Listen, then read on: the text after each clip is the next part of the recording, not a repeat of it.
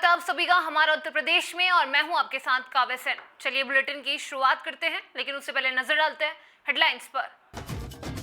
BSP सांसद मलुक नागर के घर आईटी की छापेमारी, 50 लाख कैश और 3 किलो ज्वेलरी बरामद।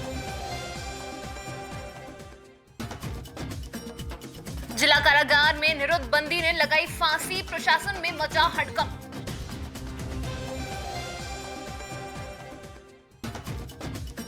कलेक्ट्रेट सभागार में जिलाधिकारी की अध्यक्षता में वायु प्रदूषण की रोकथाम की अहम बैठक संपन्न। और अब खबरें विस्तार से। प्रदेश के बिजनौर से बीएसपी सांसद मलुक नागर से जुड़े व्यवसायों पर जायकर विभाग ने छापा मारकर 50 लाख रुपए से अधिक की नकदी और 3 किलो आभूषण बरामद किए हैं। बता दें कि बीएसपी सांसद मलुक सिंह नागर की समूह कंपनियों के खिलाफ बुधवार को छापेमारी की गई थी। वहीं छापेमारी के दौरान फर्जी फैक्ट्री पकड़ी गई है। सूत्र बताते हैं कि एक ही नाम से कई फर्जी फैक्ट्री चल रही थी, जिसके कागजात आयकर विभाग के अफसरों के हाथ लगे हैं। बिजनौर लोकसभा सीट से बसपा और सपा गठबंधन से इस सीट पर मलुक नगर ने जीत दर्ज की थी और इस सीट पर सांसद बने थे। सांसद बनने के बाद एक दो बार छोड़कर मलुक नागर यहाँ की जनता के बीच नहीं आए। आज मलुक नागर और उसके भाई लखीराम नागर के नोएडा और हापुड़ और बिजनौर में बने आवास पर इनकम टैक्स की छापेमारी चल रही है। और इस सीट पर सांसद बने थे। सांसद बनने के बाद एक दो बार छोड़कर मलुक नागर यहाँ की जनता के बीच नहीं आए। आज मलुक नागर और उसके भाई लखीराम नागर के नोएडा और हापुड़ और बिजनौर में बने आवास पर इनकम टैक्स की छापेमारी चल रही है। सभी जगहों पर इनकम टैक्स की टीम अलग अलग छापेमारी कर रही है। सांसद मलुक नागर के बड़े भाई लखीराम नागर पूर्व की बीएसपी सरकार में मंत्री रह चुके हैं। इसके अलावा वह बड़े व्यापारी भी है। खबर मिर्जापुर से, जहां खाकी वर्दी वालों ने साथी का शव सड़क पर रखा और हाथ जोड़ लिया।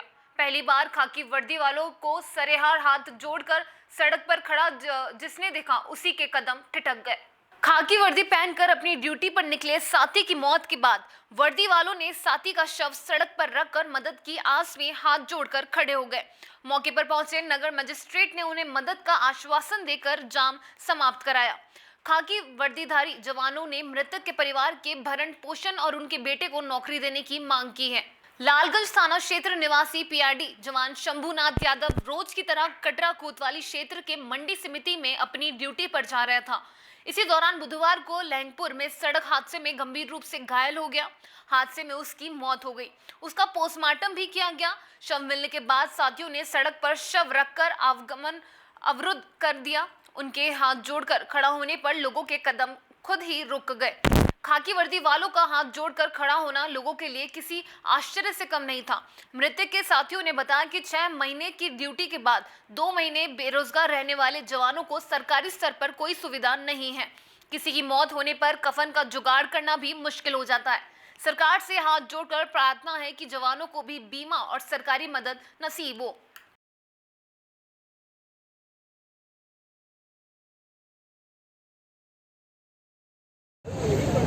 क्या नाम है आपका? ब्रिजेश यादव। तो ब्रिजेश जी कौन है जिनकी मौत हुई? हमारे पिताजी। तो आज आप लोग रोड पे सौ रखकर विरोध कर रहे हैं कि रोड जाम किए हैं, क्या है पूरा मामला, किस लिए आप लोग रोड जाम? हमारे पिताजी कल शाम को ड्यूटी करने के लिए 5 बजे घर से निकले थे। हमारे रास्ते में एक्सीडेंट हो गया। हम लोग बहुत गरीब है, इसलिए उनके विभाग से कुछ मदद मांगना चाहते हैं। हमें सरकार तो कहाँ से आ रहे थे वो आ रहे थे हलिया। हलिया से? ड्यूटी कहाँ करते हैं वो? ड्यूटी करते हैं सब्जी मंडी मिर्जापुर। तो आप लोग मुआवजे की मांगते हैं, क्या चाहते हैं? वो चाहते हैं कि हमारी सरकार कुछ जी सर, मोर्चरी हाउस के पास सर पीआरडी के जवान के लोगों ने जाम लगाया था सर सौ रखकर, क्या है सर पूरा मामला? कल जो है ये लालगंज में ये पीआरडी के जवान थे, ड्यूटी पे आ रहे थे। लालगंज के निवासी हैं शंभुनाथ यादव, और इनका एक्सीडेंट में इनकी जो है डेथ हो गई थी और अभी मर्चरी में इनकी जो लास्ट पोस्टमार्टम हुआ था। तो ये जो पीआरडी के जवान हैं कि आर्थिक सहायता के लिए इन लोगों ने मांग रखी है, इसीलिए जाम लगाए थे। तो मैंने आश्वस्त किया है कि जो भी सरकारी देयता बनेगी, और ये चूँकि गरीब परिवार के 6 महीने में 2-3 महीने ये काम इनको मिलता है, जिलाधिकारी महोदय के स्तर से रिपोर्ट शासन में जाएगी इनको जो आर्थिक लाभ के लिए इनके परिवार को जो है भरण पोषण के लिए। और दूसरे जो विभागीय युवा कल्याण अधिकारी उनको बुला लिया गया। विभाग की तरफ से जो भी अनुमन्य सहायता होती है विभाग अपने स्तर पर करे। जाम को खुलवा दिया गया सर? हाँ, जाम को। Thank you. उत्तर प्रदेश के सीतापुर में दहेज हत्या के मामले में अस्थायी कारागार में निरुद्ध बंदी ने फांसी लगाकर आत्महत्या कर ली। वहीं मामले की जानकारी मिलने पर प्रशासन में हड़कंप मच गया। अफरातफरी के माहौल के बीच सूचना पर पहुंचे इंस्पेक्टर कोतवाली TP Singh, jailer RS Yadav व नायब तहसीलदार ने पड़ताल शुरू कर दी है। मिली जानकारी के मुताबिक दहेज हत्या के आरोप में पिता संग जेल में निरुद्ध युवक ने बैरिक के पीछे हिस्से में गमछे का फंदा लगाकर फांसी लगाई है। बताते चले कि मछराहटा थाना निवासी सर्वेश दहेज हत्या के एक मामले में कुछ दिन पूर्व पिता के साथ जिला कारागार में निरुद्ध हुआ था, जिसे कोविड-19 के अनुसार अलग बनी स्थायी जेल में क्वारंटाइन किया गया था, जहां गुरुवार की दोपहर उसने फांसी लगाकर आत्महत्या कर ली। बैरिक के पिछले हिस्से में उसने गमछे से फांसी लगाकर आत्महत्या की है। पुलिस ने शव को पोस्टमार्टम के लिए भेज दिया है।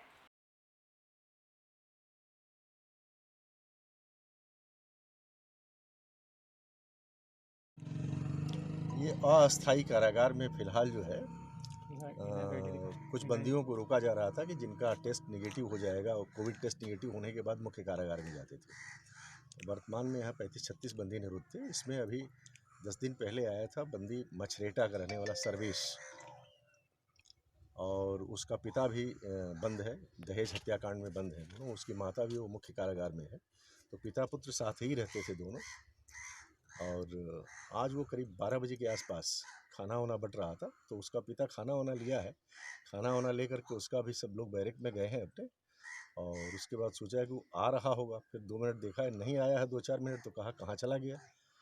तो वो थोड़ी देर खोजबीन किए हैं, देख रहे हैं, तो जा कर के वो लटका हुआ है। वही जा कर के दौड़ के, बल्कि उसका वो खोला है गमछे से जो लपेटा हुआ था, उसके पिता ने ही दौड़ के खोला कि शायद बच जाए, लेकिन वो झटके से लटक गया था। वो अपना डेथ हो गई थी। डॉक्टर बुलाया गया, हमको सूचना मिली, हम लोग भी आए, डॉक्टर भी आए, देखे डेथ हो चुकी थी उसकी। कितने फांसी लगा दिया। बैरक में कितने पुलिसकर्मियों की तैनाती थी, क्या था? यहाँ पर गेट पर हमारे बंदी रक्षक रहते हैं जेल के, और बंदियों की सुरक्षा के लिए वहाँ पर पुलिसकर्मी रहते हैं, क्योंकि हमारे यहाँ पुलिस गार्ड उपलब्ध नहीं है। हमारे यहाँ बंदी रक्षक उतने उपलब्ध नहीं है। शुरू में भी बंदियों की सुरक्षा के लिए 2 पुलिस गार्ड उपलब्ध थी वहाँ पर, 2 सिपाही वहाँ थे पुलिस के तैनात थे। क्या क्या नाम है? अब उनका नाम तो अभी नहीं बता पाएंगे, नाम सर, सब कुछ डिटेल पूछताछ है। में कुछ निकल के आया है क्या?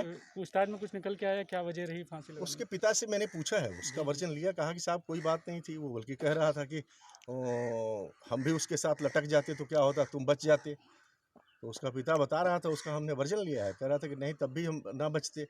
वो ये भी कह रहा था कि नहीं ठीक है, हम निकलेंगे, जाएंगे, बाद में तुम्हारी जमानत करा लेंगे। यही बात है, बता रहा था। कोई कारण ऐसा नहीं था जो समझ में आ रहा हो। कितने साल हो गए इनको बंद हुए? अभी 10 दिन पहले आए हैं। ठीक है। और अब खबर बदायूं से, जहां थाना वजीरगंज पुलिस को बड़ी सफलता हासिल हुई है। पुलिस ने अंतरराज्यीय वाहन चोर व लुटेरों का पर्दाफाश किया है। आपको बता दें, बदायूं एसएसपी संकल्प शर्मा के कुशल निर्देशन में क्षेत्र अधिकारी विनय कुमार चौहान व थाना अध्यक्ष अमित कुमार सिंह ने संदिग्ध वाहन चेकिंग अभियान के अंतर्गत आज 2 अभियुक्तों को गिरफ्तार किया है। इनके पास से 2 तमंचे मैग कारतूस के बरामद हुए हैं। दोनों अभियुक्त कई वर्षों से बदायूं जिले व आसपास के क्षेत्रों में इस तरह की लूटपाट की घटनाओं को अंजाम देते थे। ये अभियुक्त चोरी की गई मोटरसाइकिलों से घरों में घुसकर बड़ी लूटपाट की घटनाओं को अंजाम देते थे। कुछ दिनों बाद लूट की गई मोटरसाइकिलों को काटकर बेच दिया करते थे, ताकि पुलिस इन लोगों को पहचान न सके। अभियुक्तों ने बताया कि हम कई दिनों से लूटपाट करने की फिराक में थे, जिसके लिए हम लोग पेट्रोल पंप बिसौली के कैशियर को लूटने आए थे, लेकिन हमारा मौका नहीं लगा और हम कैशियर को लूट नहीं पाए। आज रात हम लोग इसी तरह लूट करने आए थे, लेकिन पुलिस ने हम लोगों को निजामपुर तिराहे पर पकड़ लिया। हम लोगों के पास जितनी चोरी की मोटरसाइकिलें थी, जिन्हें लूट करने के लिए चोरी किया गया था, वह मोटरसाइकिल अलग अलग जगह से पुलिस को बरामद करा दी गई है। इन लोगों ने बताया कि ये सारी घटनाएं हम अपनी शौक मौज और परिवार के पालन पोषण के लिए किया करते थे। लूट व चोरी का पैसा अपनी बड़ी बहन के गुलजार बानो को देते थे, कुछ पैसा अपनी छोटी बहन होशियार बानो को देते थे। इस तरह की लूट, मोटरसाइकिल आदि चोरी की घटनाएं ये लोग काफी समय से कर रहे थे। अभियुक्त ने बताया चोरी करने के बाद वह मुंबई भाग जाते थे। पुलिस ने दोनों अभियुक्तों को गिरफ्तार कर उक्त धाराओं में मुकदमा पंजीकृत जेल भेज दिया गया है।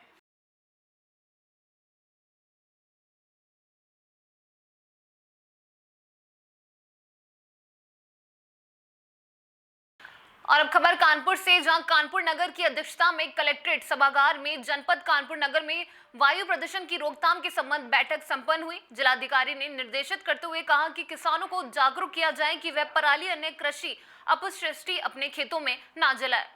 इसके जलाने से खेतों की उत्पादन क्षमता कम होती है तथा वायु प्रदूषण बढ़ता है। जनपद में पराली ना जले, इसके लिए जनपद में 2 कमेटियां बनाई गई हैं। जिला स्तर पर, तहसील स्तर पर, जिला स्तर पर अपर जिलाधिकारी वित्त एवं राजस्व, पुलिस अधीक्षक ग्रामीण तथा जिला पंचायत राज अधिकारी तथा तहसील स्तर पर सचल दस्ता, जिसके पर्यवेक्षक उप जिलाधिकारी, संबोधित तहसीलदार, संबंधित थानाध्यक्ष, संबंधित उप संभागीय कृषि प्रसार अधिकारी तथा खंड विकास अधिकारी होंगे। उन्होंने कहा कि कहीं भी खेतों में फसलों के अवशेष जलने की सूचना मिलती है तो हमें सूचित करें। किसानों को पराली न जलाने के लिए जागरूक किया जाए। ब्लॉक स्तर पर बैठकें आयोजित कर उन्हें जागरूक किया जाए। शहरी क्षेत्रों में वायु प्रदूषण कम करने हेतु समस्त कार्यदायी संस्था व अन्य निर्माण करने हेतु अपना रजिस्ट्रेशन करना अनिवार्य होगा। समस्त कंस्ट्रक्शन मटेरियल को ढक कर रखना होगा तथा कंस्ट्रक्शन एरिया को ग्रीन मैट से ढकना अनिवार्य होगा। ऐसा न करने वाले के खिलाफ कार्रवाई की जाएगी। साथ ही यातायात सप्ताह के तहत चौराहे पर वॉलेंटियर्स लगाकर जब रेड सिग्नल होंगे पर सभी को अपने वाहन को बंद करने के लिए वॉलेंटियर्स लगाए जाएंगे। ये व्यवस्था 10 बड़े चौराहे पर की जाएगी। उन्होंने आरटीओ को निर्देशित करते हुए कहा कि जनपद में जितने वाहन पंजीकृत हैं उनका पोल्यूशन रहा है कि नहीं, इसकी निगरानी रखें। उन्होंने निर्देशित करते हुए कहा कि विशेष तौर पर ग्रामीण क्षेत्रों से आने वाले डीजल चलित वाहनों पर कड़ी निगरानी रखने के निर्देश दिए हैं। जिलाधिकारी ने निर्देशित करते हुए कहा कि समस्त कंस्ट्रक्शन मटेरियल को ढक कर ही ले जाया जाए, बिना ढके कोई मटेरियल नहीं ले जाएगा। उन्होंने निर्देशित करते हुए कहा कि वायु प्रदूषण रोकने के लिए इंडस्ट्री क्षेत्रों में औचक निरीक्षण कर वायु प्रदूषण की जांच करने के निर्देश दिए हैं। बैठक में नगर आयुक्त, मुख्य विकास अधिकारी, प्रदूषण नियंत्रण बोर्ड तथा विभिन्न कार्यदायी संस्था के लोग व संबंधित विभागों के अधिकारी उपस्थित रहे।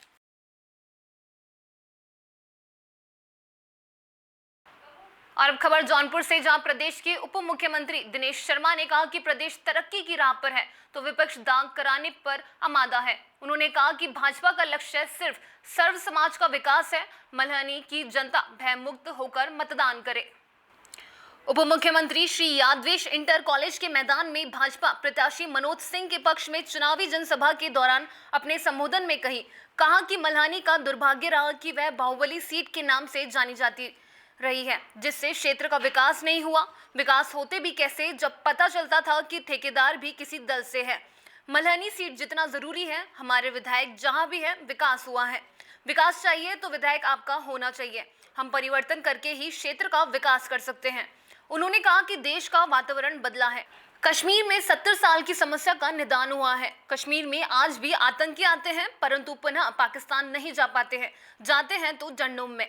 आज विपक्ष राम जन्मभूमि का दिन नहीं पूछता। डिप्टी सीएम ने कहा कि सरकार जल्द ही 3 लाख नौकरियां देने जा रही है। कोरोना काल में प्रदेश सरकार अन्य प्रदेशों में फंसे प्रवासियों को लाने का कार्य किया है। निषाद पार्टी के राष्ट्रीय अध्यक्ष संजय निषाद ने कहा कि मतदाता अब पॉवर के लिए नहीं बल्कि पावर के लिए मतदान करेगा। उन्होंने कहा कि निषादों का जो सम्मान मोदी योगी की सरकार ने दिया है वह कोई नहीं दिया है। सपा सरकार ने तो गोली चलवाकर कार्यकर्ता को मारने का कार्य किया है। उन्होंने कहा कि जो कार्यकर्ता अपने नेता व पार्टी की विचारधारा से अलग होगा तो पार्टी का विनाश सुनिश्चित है। उन्होंने गठबंधन को मत देने की बात कही। कैबिनेट मंत्री स्वामी प्रसाद मौर्य ने कहा कि मल्हनी चुनाव प्रदेश के विकास की दिशा तय करेगा। तय होगा कि मल्हनी की जनता विकास चाहती है या गुंडाराज। उन्होंने कहा कि प्रदेश की जनता सपा, बसपा व कांग्रेस की सरकार भी देखी है, जनता स्वयं तुलना करे। खबर उत्तर प्रदेश के सिद्धार्थनगर जिले से, जहां अवैध बालू खनन का खेल जिले में रुकने का नाम नहीं ले रहा है। यहीं अवैध बालू खनन होने से नदियों के आसपास के गांवों में बरसात के समय बाढ़ का खतरा बना रहता है। अवैध तरीके से बालू खनन करने वाले माफिया हर वक्त इस अवैध धंधे के फिराक में लगे रहते हैं। जिले में बहने वाली बूढ़ी राप्ती, बाणागंगा कूड़ा, घोगी नदी का जो हिस्सा मिश्रोलिया, मोहाना, शौतरगढ़ व लौटन थाना क्षेत्र में पड़ता है, वो इस खनन माफियाओं का अड्डा बन गया है।